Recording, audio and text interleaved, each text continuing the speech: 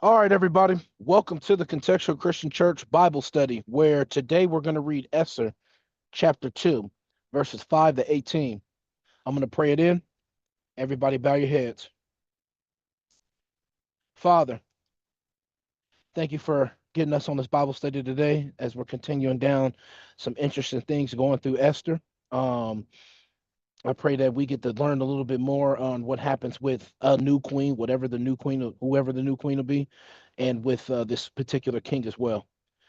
In Jesus' name, amen. Amen. All right, so last time what we had gotten into as we finished up chapter 1 is we had King Ahasuerus in response to Vashti not coming to him when he had called for her to come over, when he had asked her to come over, trying to show her off, and she didn't come. All the wise men had given him an idea of what to do. So what they had done was he made a decree. Everything that Vashti has is going to go to some new wife that the king is going to get. So they went to go find a new one that's a fine or beautiful woman that's also a virgin for the king. And they did this as a consequence for for her behavior, but not just for her. As we read and talked about, this was to prevent even more problems. Because if Vashti, the queen, could get away with doing something like that, not following the directions of her husband, then what would that show to the women of the society? And showing how even in corrupt societies or evil societies or godly on all sides, society really does dictate what they shame and what they approve of. And you can look at every society in the world that has always existed and currently exists, and you can see what they approve of and what they don't based on what is currently happening.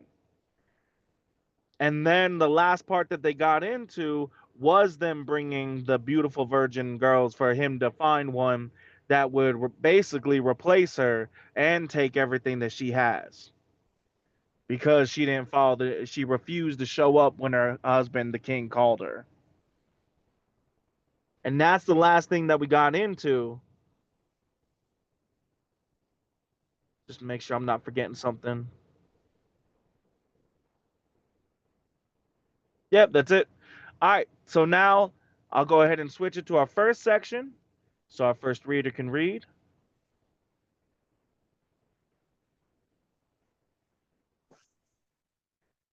And go ahead, Thomas, when you're ready. All right, you're reading Esther chapter 2, verses 5 through 9. Give it a couple of seconds.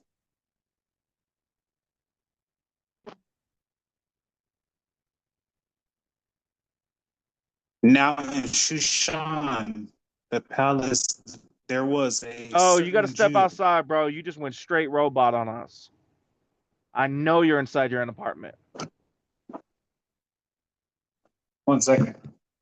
Mm-hmm.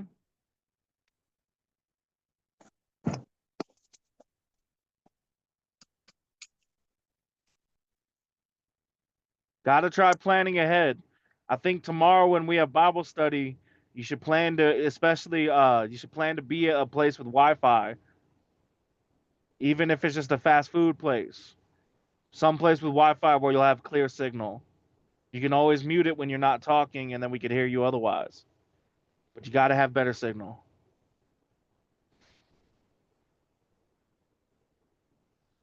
Okay. Verse 5.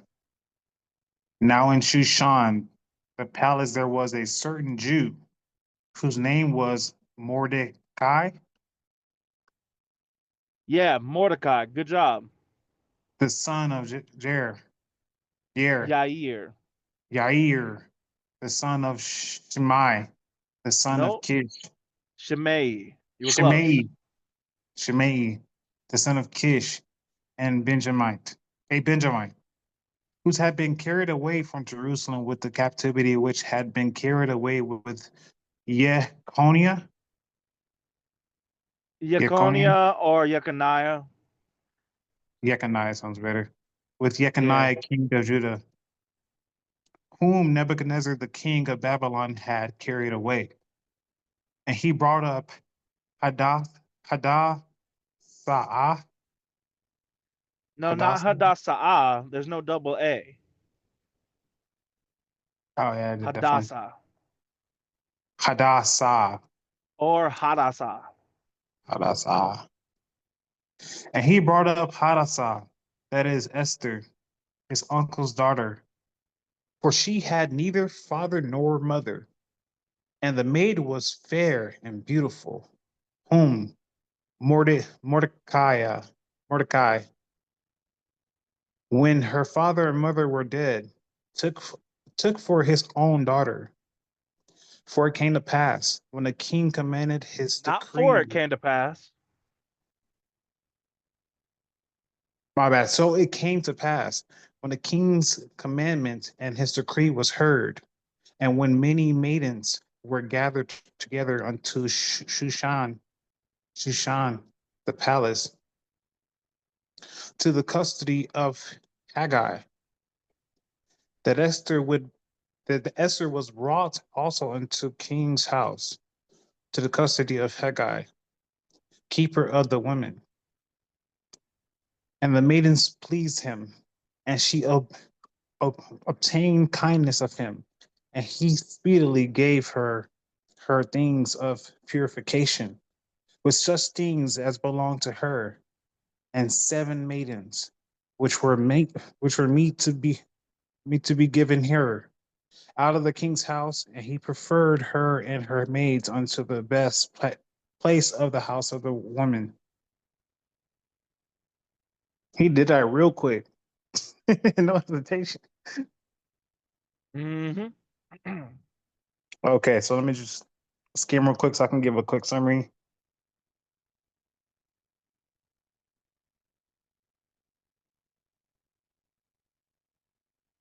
Actually, I'm going to take this one verse by verse. So verse Okay. 5, so verse 5, uh, it goes to talk about in Shushan, they go to specify a certain Jew whose name was Mordecai, correct? Yep. So it just gets into, hold on one second. Let me explain this a little bit better. Then it gets into the son of, and it lists a bunch of people there. No.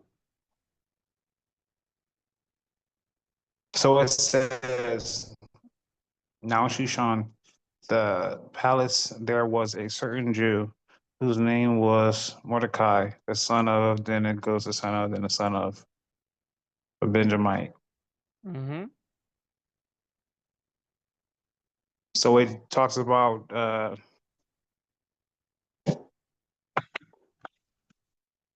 one second.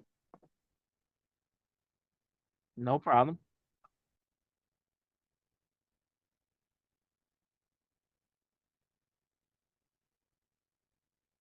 So it's talking about the people who were carried away in captivity, the sons of, or the people who were carried away in captivity No. with What does a certain Jew mean?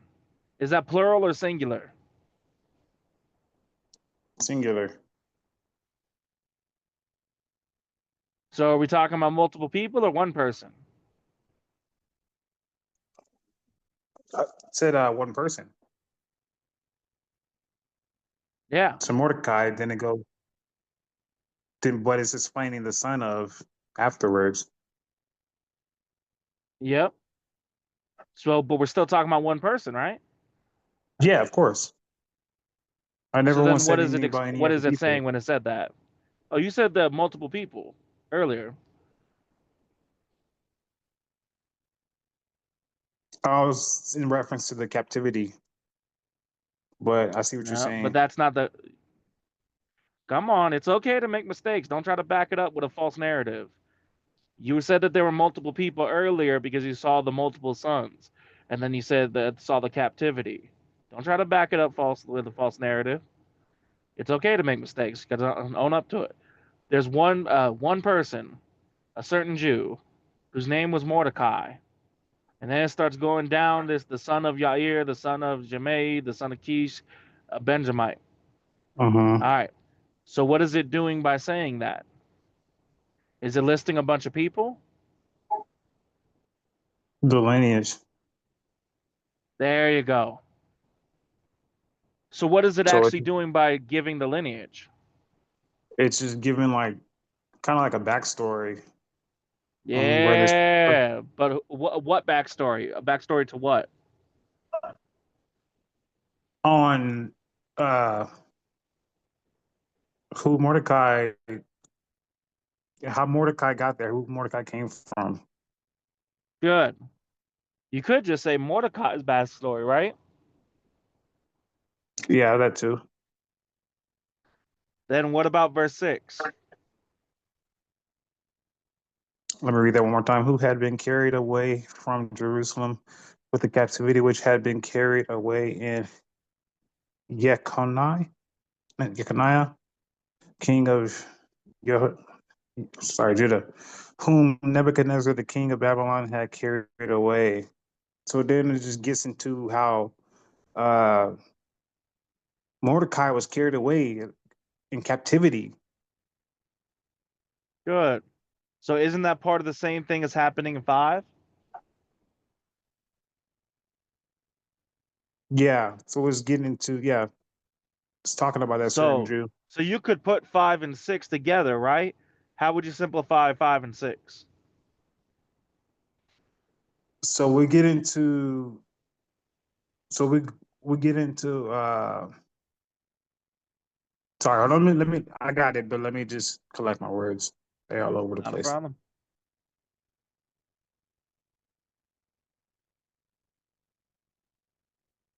So with 5 and 6, there's a certain Jew we get into named Mordecai who was taken away in captivity. They were talking about, and they're trying to You're listing, you're not simplifying.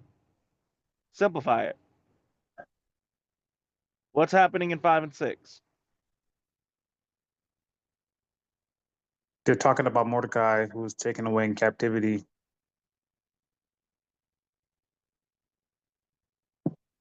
They're not just talking about him. Okay, let me give Charles a chance. Charles, simplify 5 and 6. So who Mordecai is and his lineage, and him being carried away from Jerusalem into captivity. So no, let me say this because he's in Shushan, who he is, his lineage, and why he was in, why how he got to Shushan, basically. Still not simplified enough. That's you're going details. That's not even necessary.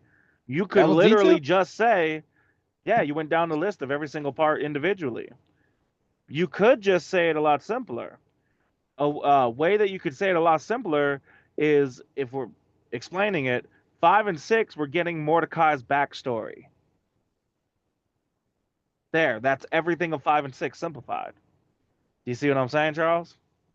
You don't even need Now to I do. list each individual one. And you see, Thomas, how you were starting to go in the same way, but a little differently? Like, all that's not even necessary for the explanation. It's all explained by just pointing out we're getting Mordecai's backstory in 5 and 6. Does that make sense, So the Thomas? captivity part isn't shouldn't be stood out. Isn't that just part of his backstory? Had been. Is that past tense, present tense, or future tense? Fast. And who is the who talking about in the first word of 6? Mordecai. Yeah.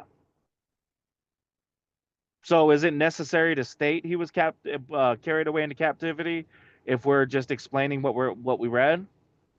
Or is that explained by saying we're getting his backstory? Isn't that part of it? Yeah. I see what you're saying.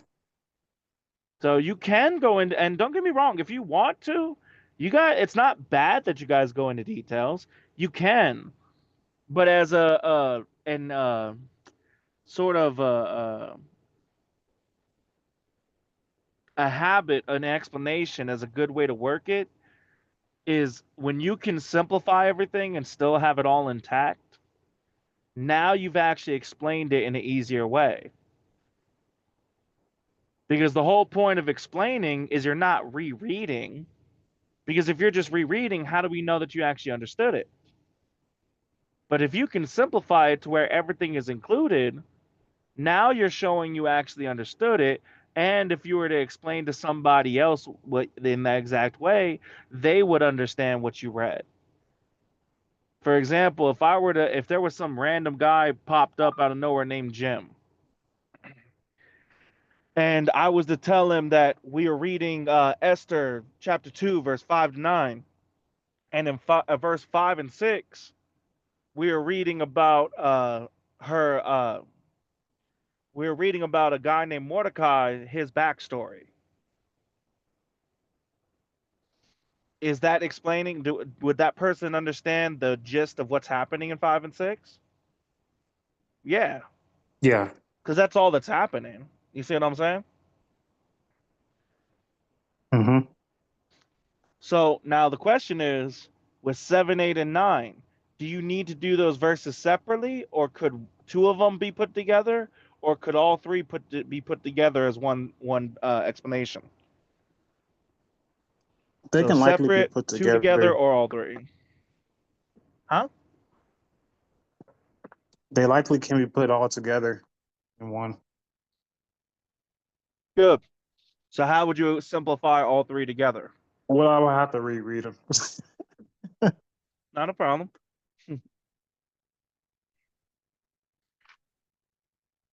And he brought up Hadassah, that is Esther, his uncle's daughter, for she had neither father nor mother, and the maid was fair and beautiful, whom Mordecai, when her father when her father and mother were dead, took for his own daughter. So it came to pass when the king commanded and his decree was heard, and when many maidens were gathered together unto Shushan the palace, to the custody of Haggai. Okay, see where we're going with this.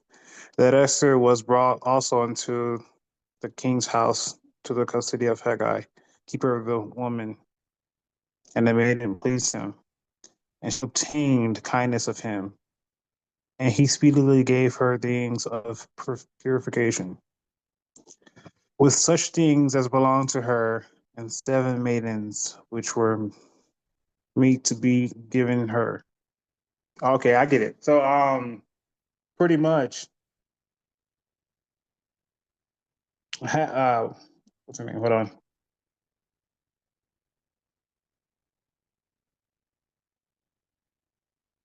Let me get the summary for this real quick. Mm-hmm.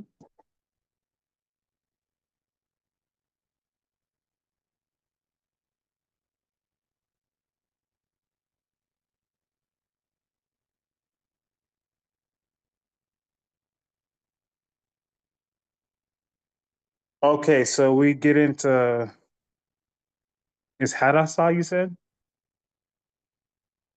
Yeah, Hadassah or Hadassah. Hadassah. Hadassah. So we get into Hadassah. Hadassah sounds a little bit off, and we're going for the phonetic because you go Hadass, but then you're saying but that's a sa, not a sa. So it'd be more likely to be said like Hadassah. That would more likely be Hadassah, because then you're still getting the ah at the end versus ha. Well, that's not spelled H E. That's H-A. So you see what I'm saying? So it'd be Hadassah. Okay, so I'm what I'm trying to understand here because I don't want to butcher this quick summary, but got a little confused in 7. So is it Hadassah or Mordecai that is being brought to the king, and the king is like Nope. catching on like quickly? And I'm asking the question. Okay. So let's read it from 5 to 6 and then stop after the name Esther. And then tell All me, right. but keep in mind when you reread 7, who is the he? So you're not reading his uncle's daughter, you're just stopping after the name Esther in 7.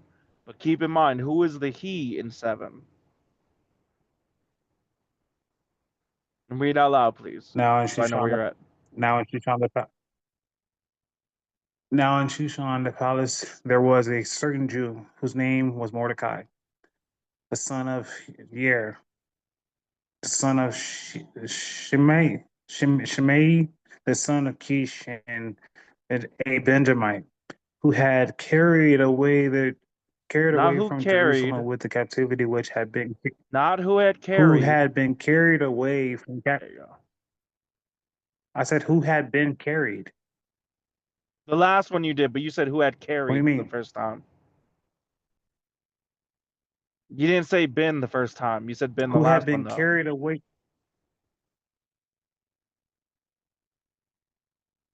You want to read it? No, you're reading it so that you can get this. But when you but we're having a lag, it seems like, between when I'm talking and when it's reaching to you. So we're accidentally talking over each other.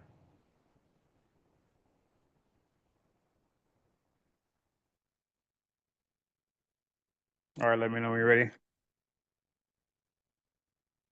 You're good. All right. Who had been carried away from Jerusalem with the captivity which had been carried away with uh you said Jeconiah, king of Judah, whom Nebuchadnezzar, the king of Babylon, had carried away.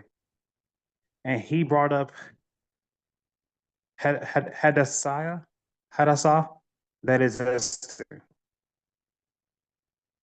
So who's the he in 7?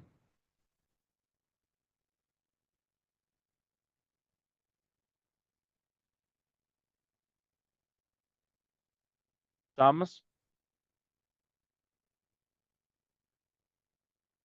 Did you mute yourself? No, no, I'm still here. Oh, you're having a massive lag. It might be like a 7 Say that second lag. say that question one more time. So who is the he in verse 7? Is it Mordecai? Yes. So Mordecai is the one that brought Hadassah to the king. Exactly. And who is Hadassah? That's his uncle's daughter. Wait, that is Esther, his uncle's daughter. Good. So who is Hadassah? With one name?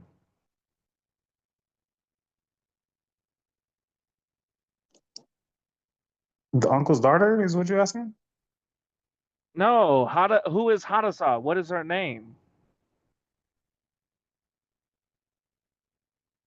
Esther. There you go. That's what I was trying to get. Then Okay. who is the his?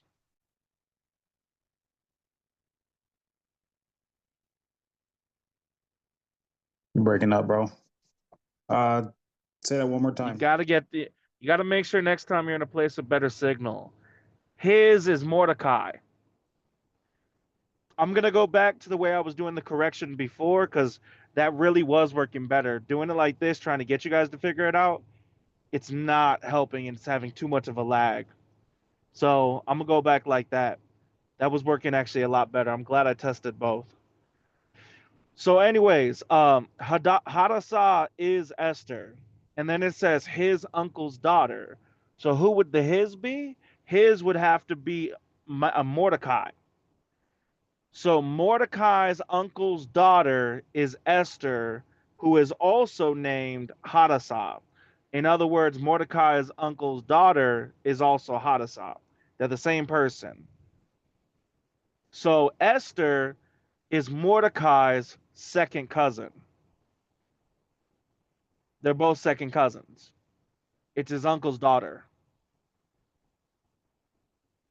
which would mean Mordecai is Esther's uncle's son. Does that make sense, Thomas? Yes.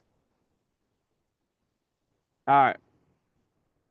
So now, what did you need that? That was what you were trying to figure out earlier. What did you need that for when it comes to 7, 8, and I didn't 9? know that Hadassah and Esther was the same. I didn't know that Hadassah and Esther was the same person.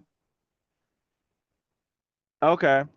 Well, when you read it, and he brought up Hadassah, that is Esther, his uncle's daughter. Well, That right there should have told you who it was. So next time when you see the yeah, phrasing that is, that's literally what it's doing is it's explaining one is another. A is B. Whatever the next thing is that first thing.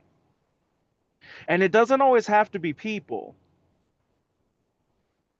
I'm going to use an example in like a phrasing. I'm trying to get you to a new level, Thomas, that is capable of becoming a pastor one day. So what's the new level I'm trying to get you to, Thomas? faster. No, not pastor, capable of being a pastor. That new Yes. level is being capable of being a pastor. But exactly, when I said that is, it means I'm specifying the same thing in a different way. That's what that phrasing is used for in different English phrasing. You see what I'm saying? Yeah. All Okay, right. so I think I got a summary for this.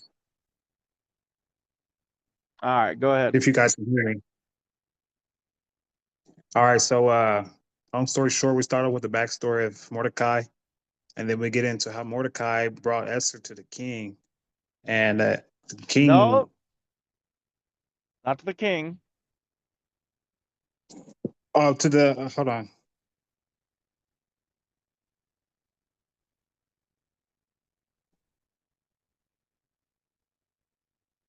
to what's his name?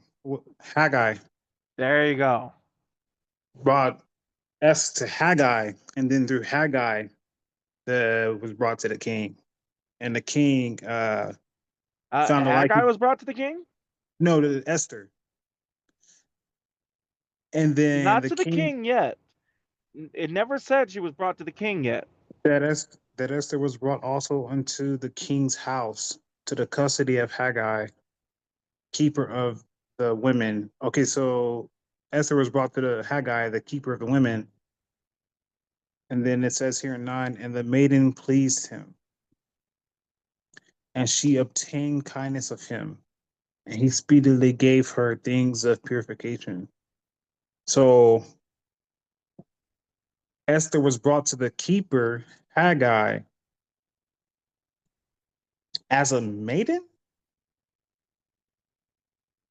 and then that's where the Well, no, king. maiden is just okay, maiden is the own English word for like a young woman, normally referencing a virgin. Okay, and so okay, I see what you're saying. Then it says here, and the maidens pleased him, so he was satisfied with the maidens. Maidens? There's an S there? With sorry, with the maiden So which and maiden are we talking about? Esther. There you go.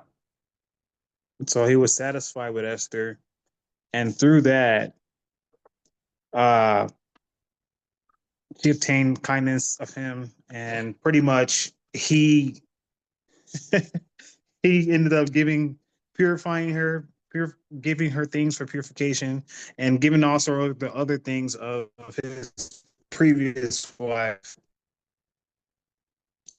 Of his what? Previous wife, No, where did it say that? which such things as belonged to her, and 7 maidens which were meet to be given her out of the king's house. Okay.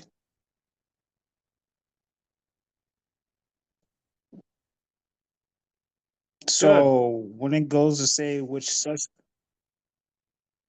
oh, go ahead.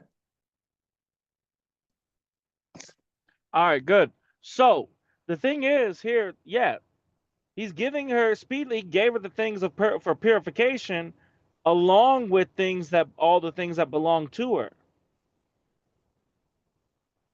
and 7 maidens, which were meat to be given her, or the right thing to be given her, out of the king's house. So there was stuff from the king's house that was meant to be given to these women, but she also got stuff for purification. So we don't have any information saying yet that she necessarily got the stuff from Vashti's. We don't know that if the king has chosen her yet or not, right? She hasn't even met the king, has she? No. Exactly. So the one that's giving her this stuff and is setting her up is Haggai, not the king. But that is a positive thing. That means she might be the one selected, but she's definitely getting preferential treatment. See what I'm saying? Definitely.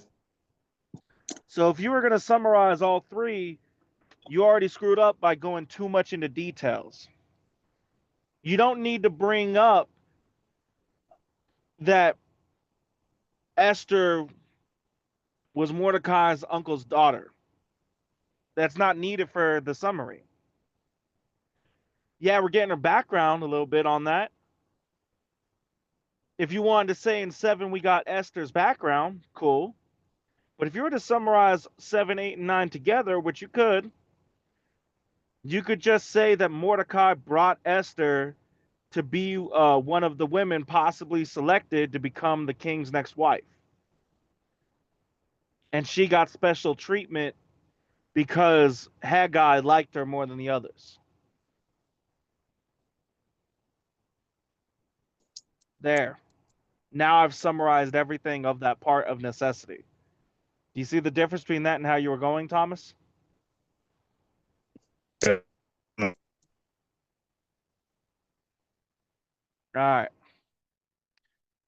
And I know we wanted to have you be able to read twice today, but you're having problem with signal too much. So we'll have Charles, you'll finish this out. Sound All good, right. Charles? All right. And Thomas, from tomorrow on, you need to start being in a place with better signal. You got to stop being at that apartment that you're at because this is a constant problem you're having where it's in and out, in and out. And we can't do a proper Bible study if you can't be involved or things are missing. So even if it's fast food, huh?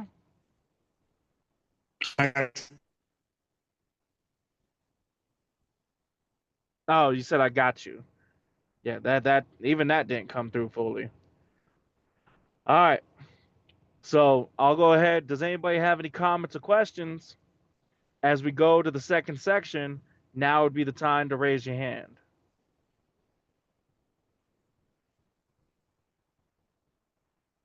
All right, then Charles, go ahead when you're ready. I'll be reading Esther chapter 2, verses 10 to 14. I'm going to give it a couple seconds. Verse 10. Esther had not showed her people nor her kindred, for Mordecai had charged her that she should not show it. And Mordecai walked every day before the court of the women's house to know how Esther did and what should become of her. Now, when every maid's turn was come to go into King, I always mess this up, Ahasuerus. Good. Okay. After that, I wish he had another name. After that, she had been 12 months, according to the manner of the women. For so were the days of their purifications accomplished, to wit, 6 months with oil of myrrh. That was myrrh, right? Yeah. Myrrh. And 6 months with sweet odors, and with other things for the purifying of the woman. Then thus came every maiden unto the king. Whatsoever she desired was given her to go with her out of the house of the women unto the king's house. In the evening she went And on the morrow she returned into the second house of the woman, to the custody of, let me double check this, Shaashgaz, the king's chamberlain, which kept the concubines. She came in unto the king no more, except the king delighted in her, and that she were called by name. So I want to do this. I want to do this without doing verse by verse. So it brought up that I have to bring this point up though. There's some details I'm gonna have to bring up. I'm gonna try to do this without doing detail by detail. But something I have to bring up that I find interesting. More Esther didn't tell her people or her other like the other Jewish people, the other the ones from captivity. Mordecai like commanded her not to do it, which I found interesting. But separate from that thing that I have to bring up, Mordecai's checking on her day in, day out, day by day, to see what's going on with her situation. Oh man, I hope she's okay. You care for her. I get it. And we got the details of what that purification meant, the 12 months of the it was 12 months, 12 months of purification, and that the king gave all the maidens, gave them whatever they desired. No, sorry. No, it did say every maiden. Then thus came every maiden unto the king. Whatever she desired was given her. Yeah, yeah. So every maiden was given whatever she wanted from the king. But I almost said Mordecai, but Esther, she didn't show up to the king. She went to the concubine's house. She didn't show up to the king No. until the king wanted her. Oh, I heard no. Uh-uh. Yep, I said no. In the evening, she went, and on the morrow, she returned into the second house of the women, to the custody of So in the Shaashgaz. evening she went, right? So where is she going in the evening? Doesn't it show that she's going to the second house? She's leaving, No. so she On the it just says she morrow went. she returned to the second house. In the evening she went, and on the morrow she returned. So where did she go in the evening? Oh, it doesn't specifically say. She just went. Yeah, it She just left does. somewhere. Read 12 through that part of 14. Stop after the Okay. word went. Now, when every maid's turn was come to go in the king into King Ahasuerus, after that she had been 12 months, according to the manner of the women, for so were the days of their purifications accomplished, to wit 6 months with Skip the oil of parentheses myrrh. and read it again. Okay. Now, when every maid's turn was come to go into King Ahasuerus, after that she had been 12 months, according to the manner of the women. Thus, or then thus came every maiden unto the king. Whatsoever she desired was given her to go with her out of the house of the women unto the king's house. In the evening she went. So where is she going in the evening?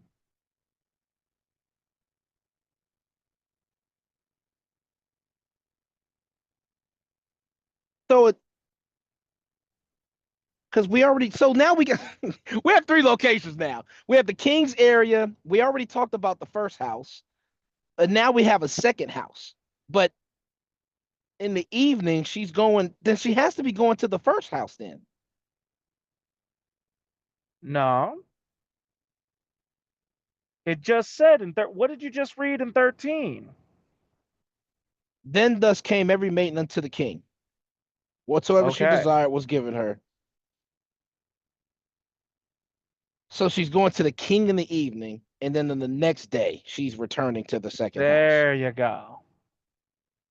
That's throwing me off because we already read about a house before the second. Like when we read about a house, we didn't read about the concubine house is new. That's not the same house we read before. Well, that's the second house. But what was the first house we read before? We read it in Thomas's. Where was she brought? Go back to 9. What does it say in 9? And the main, oh, the king's house. She was brought to the king's house. That is the first King's house. house. So the first house she was brought to was the king's house. And for every one of these maidens, when they go to the king's house, they would go to the king, and whatever they desired from him, they would get it from him. And then they would leave out of the king's house to go to the other house, The the second second. house, which this would be the concubine's house, basically. Exactly. So So, after, well, go her ahead. going, oh wait, my bad. Oh yeah, I'll go ahead. I'll go ahead. So she would go to the king's house, then to the concubine's house. But at the end of 14, it brought up that she came in unto the king. No, so yeah, I this is the wouldn't say part I the was. concubine's house because it sounds like you're talking about an individual concubine that owns a house. I would say it more along the lines of like put it backwards in order and it make more sense when you hear it. The house for concubines. House from. Because if you So say the the first one concubine's sounds like. house, that sounds like ownership. Oh yeah. The house of the concubine. Yeah. You got it. Yeah. You see You're what right. I'm You're right. saying? Like I if I was just to I say, had to say it "Hey, to bro, I'm myself going over like, to the hoe's house," yeah, I know. I does that just sound said like it to a house where myself. there's prostitutes? Yeah, I just said it to myself. The Yeah. house of the concubines. There we go. Yeah, I was like, wait a minute, what? I get what you're saying. So to the house of the concubines. But the one I wanted to bring up was it brought up that she didn't go back to the king until the king wanted her back and called for her. Exactly. And that's all I got for that. Now, the only thing I would say is you could have simplified that a lot better. Yeah. You could simplify that into two parts. As you said, rightly so, you do need to bring up the detail that Esther kept quiet about her position because Mordecai told her to. So she ain't tell nobody about how she's possibly may become the queen. She ain't tell nobody. The second part is Esther, along with the other possible queens, would go to the king, and then the day after, they would come to a house that was meant for concubines at this time. And what and that literally explains the whole situation. Now you could point out the detail that, and whenever they would go to the king, whatever they asked of him, he'd give them whatever they wanted, but it's not really necessary for the point. Esther, much like these other women, are going to the king whenever he calls them over, and then she'll go back and just like they do to the house that's meant for concubines while they're waiting to figure out. Actually, let me not add that part. And they'll go back to the house where the concubines are. There you go. It's all simplified. You see what I'm saying, Charles? Yeah, that's what I was trying to do. Yeah. All right. Now, does anybody have any comments or questions as we go to the final section for today? Now would be the time to raise your hands.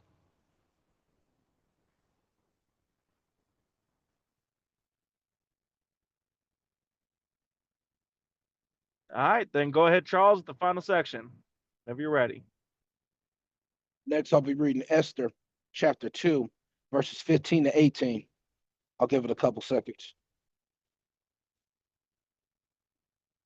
Verse 15. Now, when the turn of Esther, the daughter of Abihail,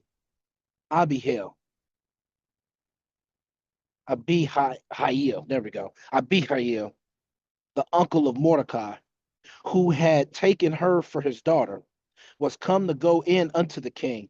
She required nothing but what Haggai, the king's chamberlain, the keeper of the women, appointed. And Esther obtained favor in the sight of all them that looked upon her. So Esther was taken unto King Ahasuerus into his house royal in the 10th month, which is the month Tebeth, in the 7th year of his reign. And the king loved Esther above all the women, and she obtained grace and favor in his sight more than all the virgins, so that he set the royal crown upon her head and made her queen instead of Vashti. Then the king made a great feast unto all his princes and his servants, even Esther's feast. And he made a release to the provinces and gave gifts according to the state of the king. So really, I can just leave it at Esther. Esther was chosen, basically. The king chose Esther, made her queen. um, I should Yeah, just leave it at that. I don't think there's anything else I need to add of importance. not for summarizing. No, you're correct. That's all you need for summarizing. There is something of importance you should point out of details if we're including towards lessons. I think there's a very big lesson to be taken in this. And I'll give you a hint. It has to do with 15. Do you know what it 15. is? Let me go back. Let me reread it. Now when the turn of Esther, the daughter of boom, boom, boom, boom, Mordecai, who had been was come to go in unto the king, she required nothing but what Haggai.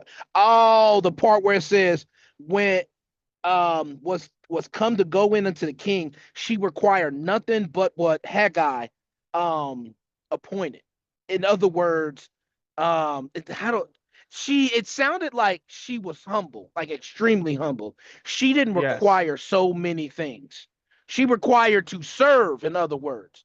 Let me say that too. exactly. So I think that's a big deal to point out. It's not needed for context. Let's get that straight. Your summary was perfect for the context, but I think this is a separate detail that does need to be pointed out lessons wise. There is a massive lesson to be taken here in relevance to godly women. All the other ones, it talked about how whatever they would ask of the king, he would give them. But then it goes out of its way to point out that Esther didn't ask for anything except what Haggai had already appointed. So, what does that sound like the other women were doing, Charles? So it sounded like they were asking of a multitude of things. They were do this, do that, buy this, buy that. Exactly. Exactly. They were asking for so many things. And this is one of the biggest, we're getting a lot of relationship advice from Esther. This is kind of funny. This is like good relationship advice. What is the biggest problem and why women can't, like, are having a hard time finding a good quality man today from the women's side and their behavior? What's the biggest problem, Charles? They're not treating themselves as Esther did. They're not humbling themselves. They're not trying to, hey, Exactly. what can I do for you? It's basically what can you do for me? In other Exactly. words, Not only do they want you to pay for the first date, which I will say this straight up, if a man doesn't pay for the first date, he's not trying to show he wants to be there for you. The whole point of dating is you're courting. You should pay the first date. But that doesn't mean you have to go to some super fancy restaurant. And a woman who's sitting here saying, "Oh, well, he took me on a first date and we went to McDonald's." There's nothing wrong with that. Matter of fact, it's a good strategy and telltale sign to say, are we trying to get to know each other or are you trying to scam off a meal? When you are asking for stuff from somebody and you don't even know them yet and you're just asking just because you could ask, you're showing ungratefulness for one. You're showing that you're not there for them too. And you're showing what kind of person you will be as you go on if they do give you more chances. That's what you're showing in that behavior. Yeah, a man should pay for the date because he's also showing what he is trying to show by his behavior as well. If a man ain't going to pay for the first date, then don't expect him to pay for things when you're in a relationship. If I'm and on the same token on the woman's side, you need to be invested in that guy. Ask actual questions, have a conversation, be involved. Don't ask for fancy stuff. If he asks you on a date, tell make a Make an offer to go to some place that's cheaper. Go out of your way to show your humbleness. Because just as much as he trying to court you, you're supposed to be trying to court him. And you're showing a lack of humbleness also shows many other possible problems in the future of the relationship, which makes it a waste of time. That's part of the reason why, because it makes that distinction, we can contextually say that's part of the reason why she was chosen to become queen, was because of her humbleness. And it's because it points it out of it, it goes out of its way to point it out. Do you see what I'm saying, Charles? Yeah, yeah, I see what you're saying. That's why I say that even though your summary or your explanation of it was good for all the explanation part, but I do think that that detail of it is something that needed to be said, separate from just context, because it Yeah, goes to prove that point. Why did she get selected? Well, it went out of its way to say that they were asking whatever they asked, they got, and it went out of its way to say that she didn't ask for anything. Ah, she's not just beautiful, she's also humble, is why she got selected. Whereas the other ones that were just getting whatever they could get, well, there you go. Good. Now, does anybody have any comments or questions before we pray out the Bible study portion? Now would be the time to raise your hands. All right. Now, since Thomas had a bad signal situation, I'll go ahead and pray us out this time. Everybody, go ahead. Let me switch this over first.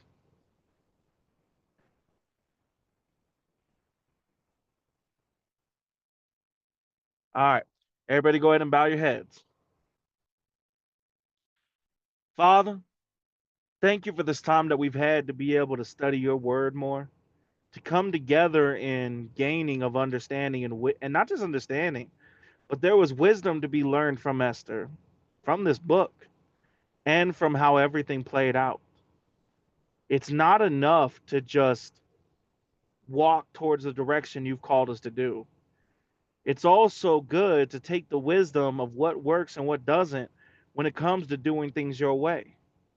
And so we pray that these lessons and this wisdom that we could take from Esther, that we apply that into our own lives, whether it's in the women we're looking for or on the women's side and how to behave towards dating. And in the same token on the men's side, how everything we do shows out and shows up of who we are.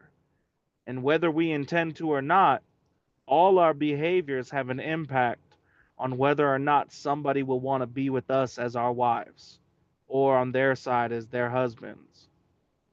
And so we pray we take these lessons and live with them, that they not be in one ear and out the other, but something that is established in our hearts and in our actions. In your son's holy and precious name, Jesus Christ Yeshua. Amen. amen. All right. Now, tonight's Bible listening is from Deuteronomy. Get back to it. Chapter 9. Not Deuteronomy. Uh, I said Deuteronomy. Numbers, chapter 9 to 20. Again, We're that's going back Numbers again. chapter 9. Yeah, right.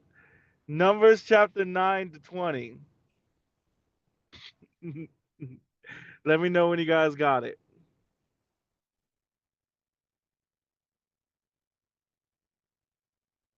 I got it.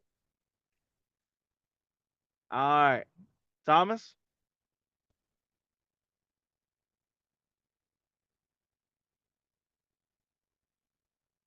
Thomas. Is he not on? Oh no, he's not. Oh, when did he get off? I have no clue. Probably got kicked from bad signal. Hey, should have did it when I told him to.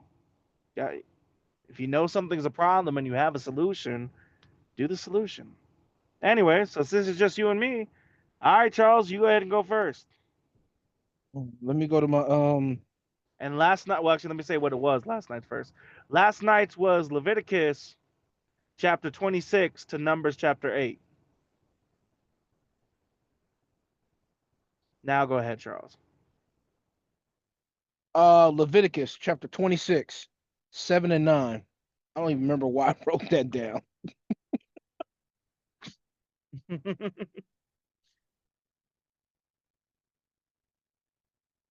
Leviticus 26, 7, 9.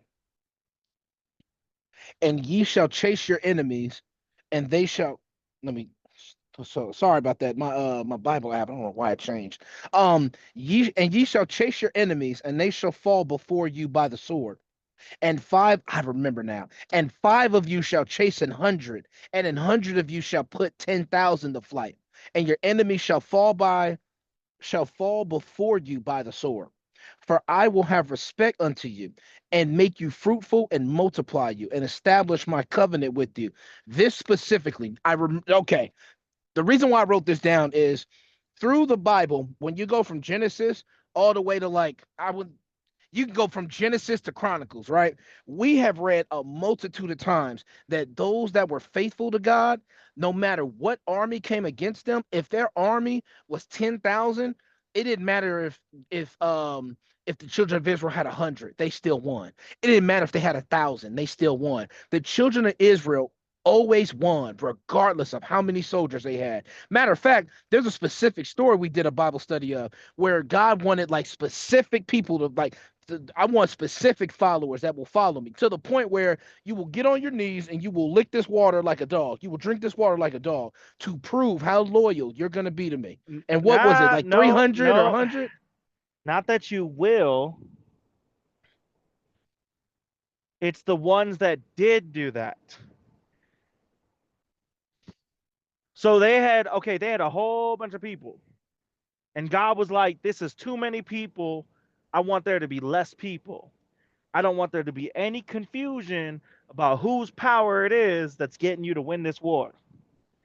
So then they got rid of everybody who wanted to be home. They missed their wife, all this other things. And then he had them go down to some water and go get some drink.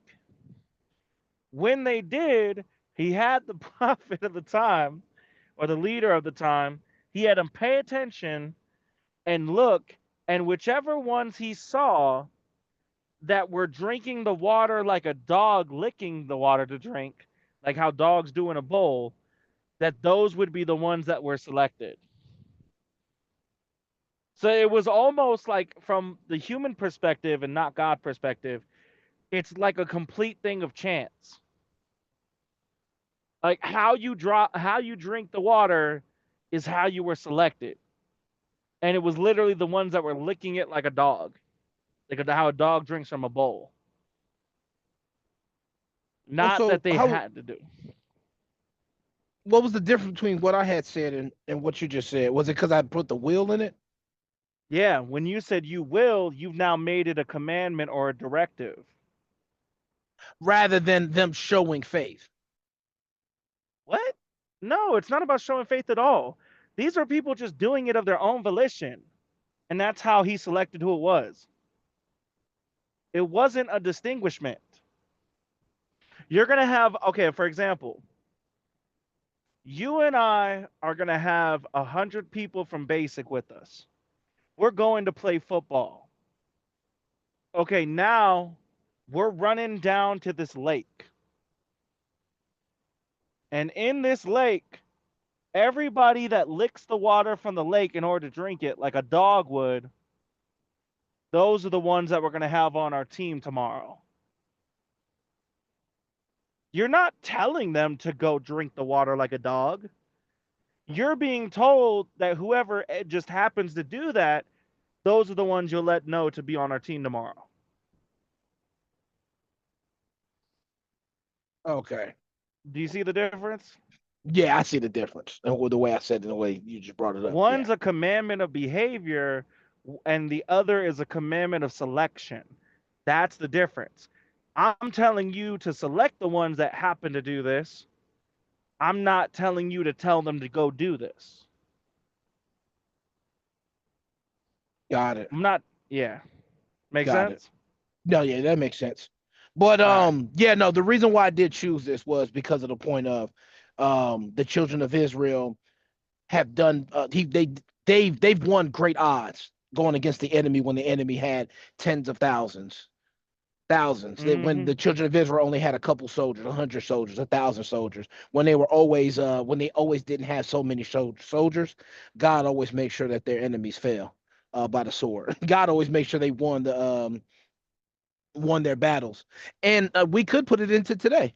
You know, when we put 100% total and complete faith in God, God could do the same thing with us. Our enemies won't fight by the sword, but they won't win against us.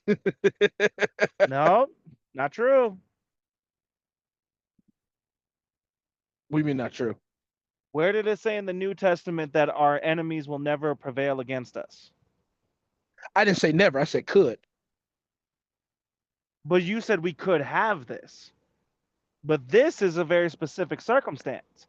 They were given that promise that if they're doing right by God, the enemies will never be Oh successful against them. yeah. Okay. Yeah. Yeah. Yeah. Yeah. Yeah. Yeah. Yeah. You're right. Yeah. You're right on that part. You're right on. I was like, We wait a don't minute. I didn't say have that never. option No. because No. No. no, Oh, no, no. we no. We just we have salvation and grace. We don't have Yeah, this yeah. this specific option. We don't got. We just got Yeah, we don't salvation and got that grace. option of if people come to war against us that we are going to be successful 100% of the time. We weren't No. given that promise in the New Testament. No. As a matter of fact, if we look at what's promised in the New Testament, we are promised that at some point in the future, there will be a time where we do lose against the enemy. Like Yeah. we're talking about, the enemy is going to be given power to come against the saints, and there's going to be a bunch of people killed. And I was like, Yeah. so that's the exact opposite promise given to us in the Yeah. New Testament.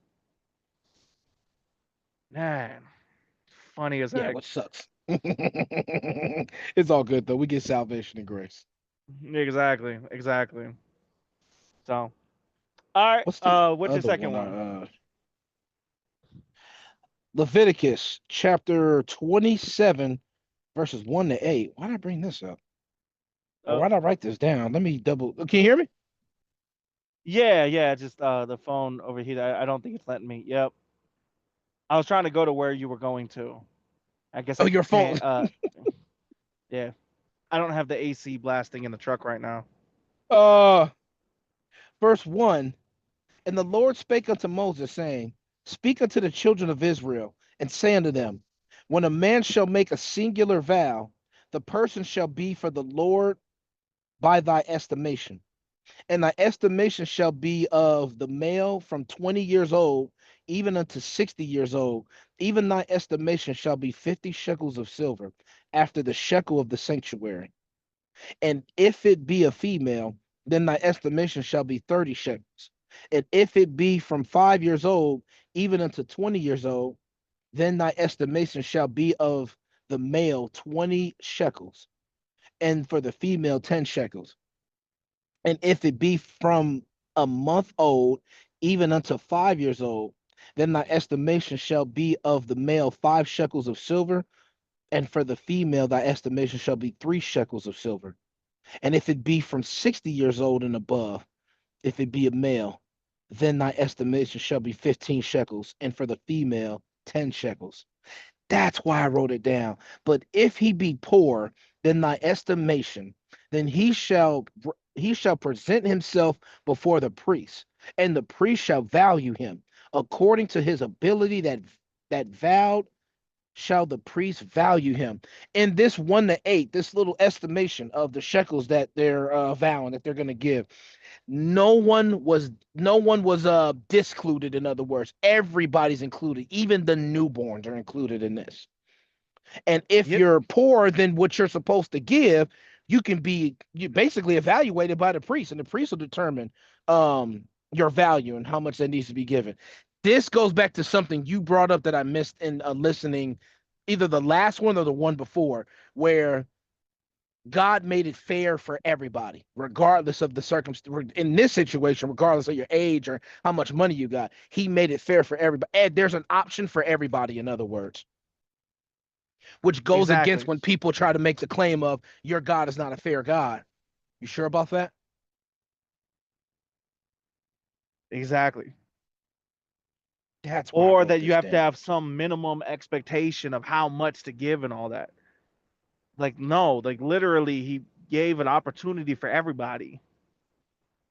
This also means So, no excuses for those that are following. Oh man, well, I don't have a, well, go to the priest. You're part of the poor that needs to be evaluated. Go to the priest yeah, and let them, you can't make no excuses for this.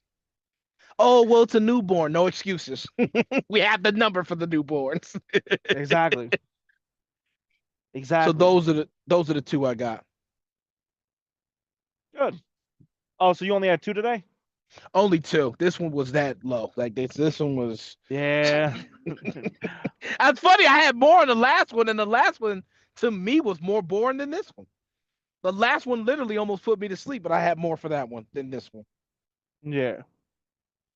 All right. Leviticus chapter 40, not chapter 40, chapter 26, verse 40 to 42.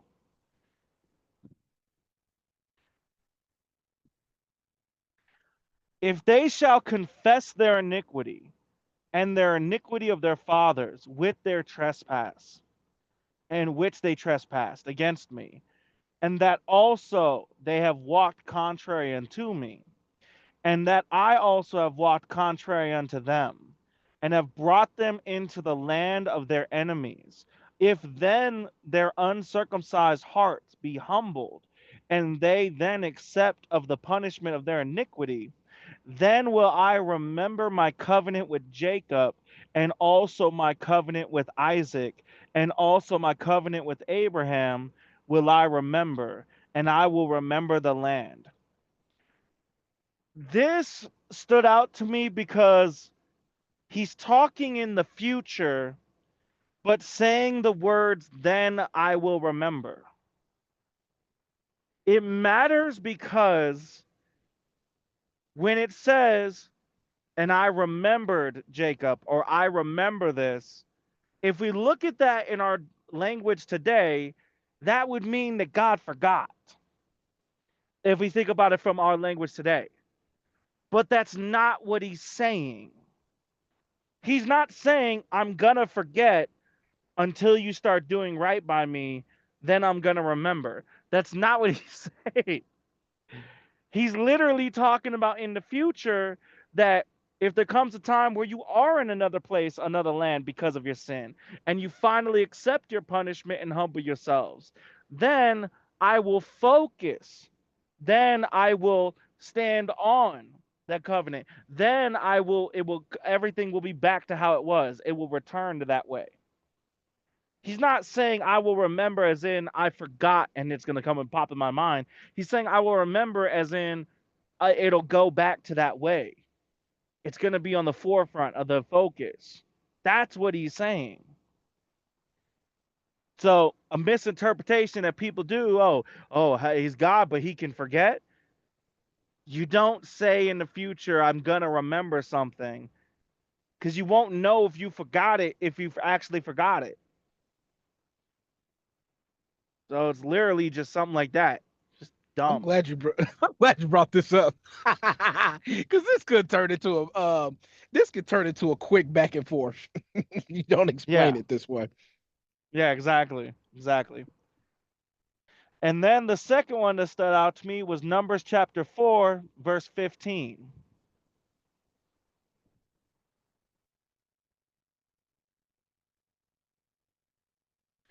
And when Aaron and his sons have made an end of covering the sanctuary and all the vessels of the sanctuary as the camp is to set forward after that, the sons of Kohath shall come to bear it, but they shall not touch any holy thing, lest they die. These things are the burden of the sons of Kohath in the tabernacle of the congregation. This stuck out to me because it gives a secondary possible reason as to why Uzziah died. When they're carrying the ark, they're only supposed to touch the staves, the handles. They're not allowed to touch any holy thing of it, literally just carrying it. When Uzziah went to grab it, when it was falling, that could be a secondary possibility of why he died.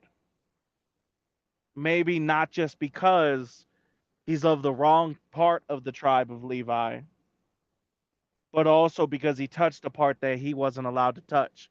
They're supposed to bear it on the staves, not touch any of the holy things. And then, well, actually, do you have anything you want to say about that before I go to the final one? No, I was gonna say no. I ain't got nothing to say to that one. All right.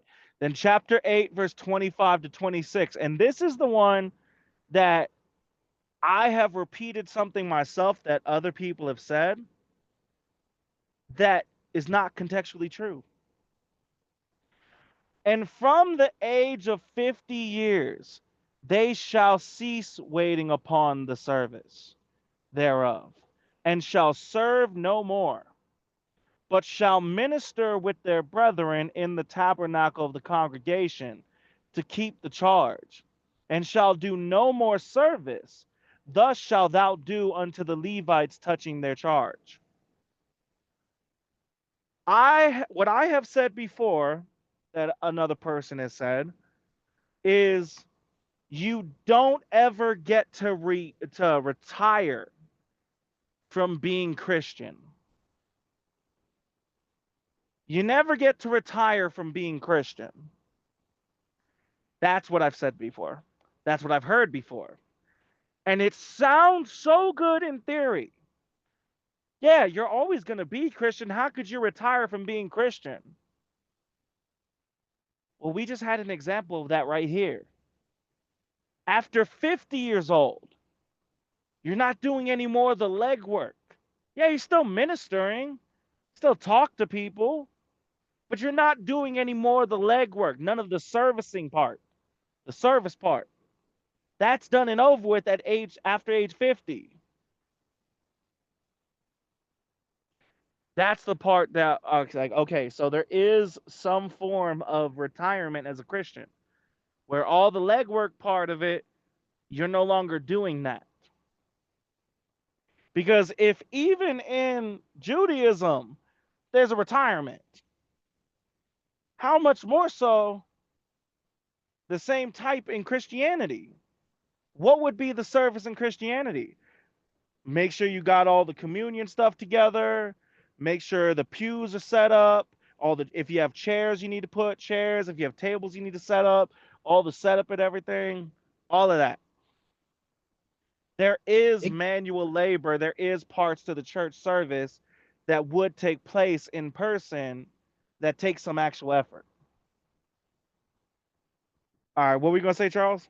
what's sad about that, I was gonna say, that I agree, not agree, but like I get where you're coming from. But what's sad about it is today, what do we see?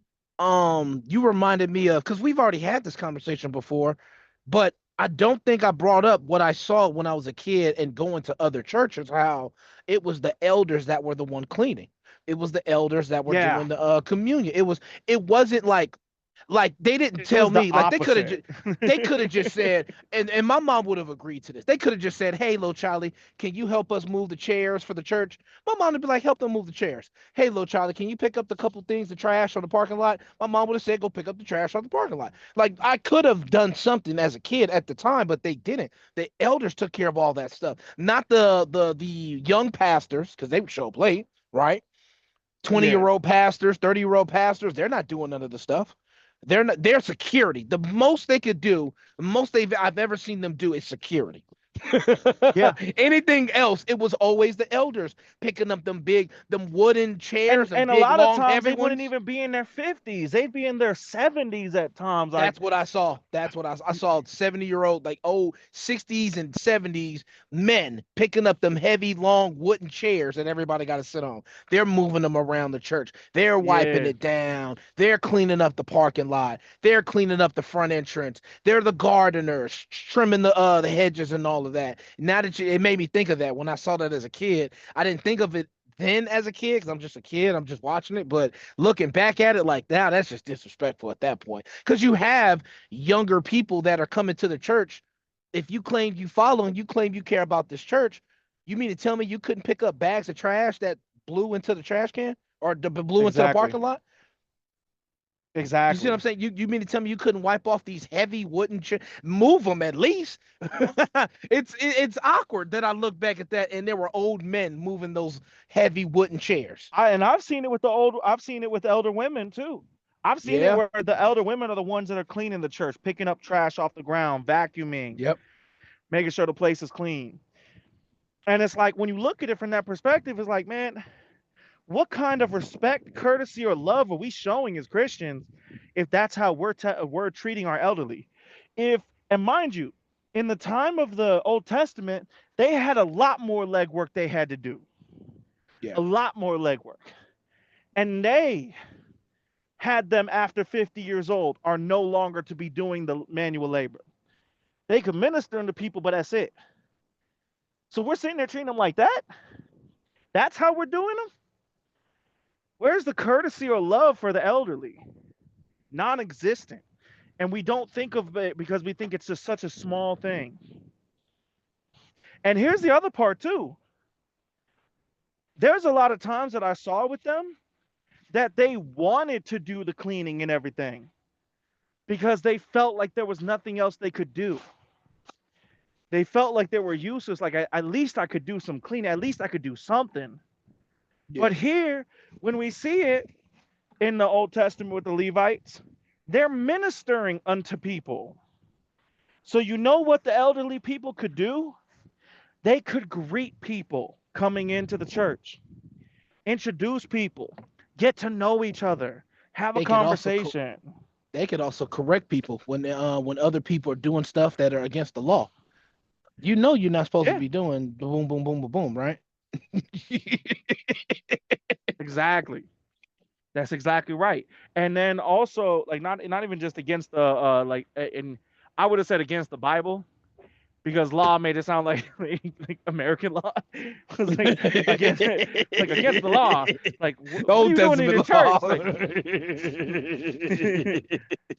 so not only could they correct them on things that are like if they've been in for a while, they studying on it, not only could they be part of that, but also they could set up groups together, set up times of meals, get to know people personally to be involved in their life.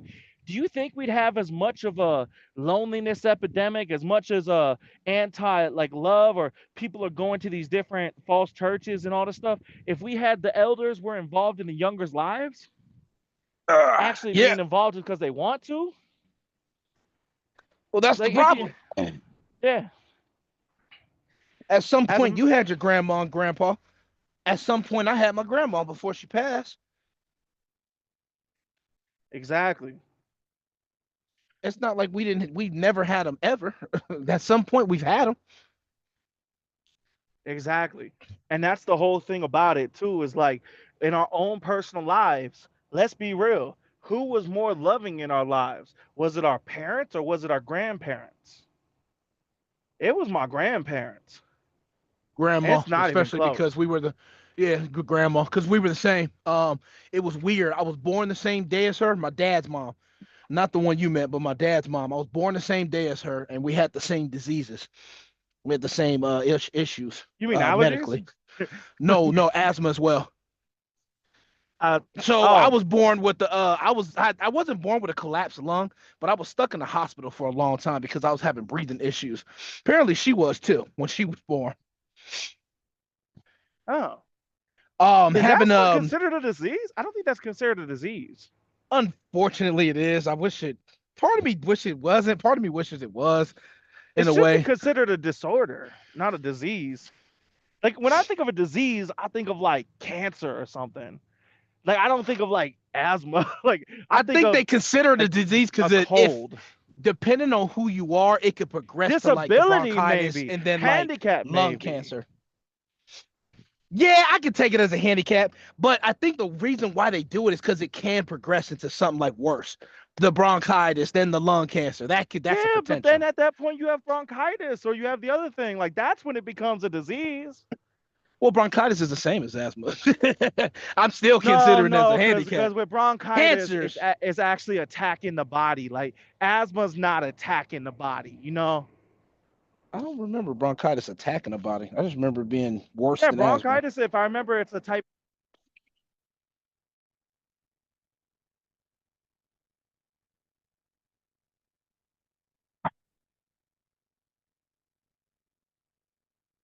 I should have known it by its name, itis. Oh, I'm on speaker. I don't know if you can hear me.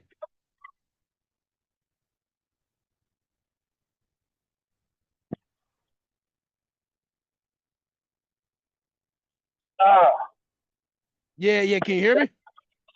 yeah, yeah, yeah. I can hear you. Can you hear me? Yeah, yeah, it went to speaker. Did your Bluetooth die? So, Hello? anyways, Oh, I thought your Bluetooth died. you said what? I thought your Bluetooth died. No, it switched to the truck. Oh, your truck love doing that. No, but this one was like I walked away from the truck to throw out a bag of trash. I'm multitasking. That's It's why. already finished. Yeah, and I came back. I thought it did it while you were in the truck driving or moving around or in the truck or No, something. no, no, no. All That's right, why well, I did it. yeah. So, long story short, I'll just say this. Long story short, there is retirement as a Christian. There is retirement as a practicing Jewish person if we were in that time frame before Christ. Yes. And that doesn't mean you stop reaching people, you stop talking to people, but it does mean you stop doing the manual labor, you stop doing the service work. Yeah. Now it's just ministering to others. Now it's just being there for others, teaching, that stuff like that. So that's something to keep in mind when time goes on and we get a physical building. To make sure that it's the younger ones like, hey, can y'all come up and help? Can y'all be involved, clean up and all this stuff? We're not supposed. They're supposed to be here just talking. And when they ask, like, well, I like to clean because I don't know what to do.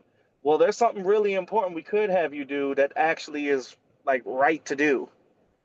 How about you introduce yourself to the younger generation and get more involved in their lives? Try to say hello. Try to be involved. Create a group with everybody to hang out on your own time. Mentor. Plenty of things to do. So, anyways, do you have anything you want to add before we close it out? No. All right, then I'm gonna go ahead and close it out. Have a good night.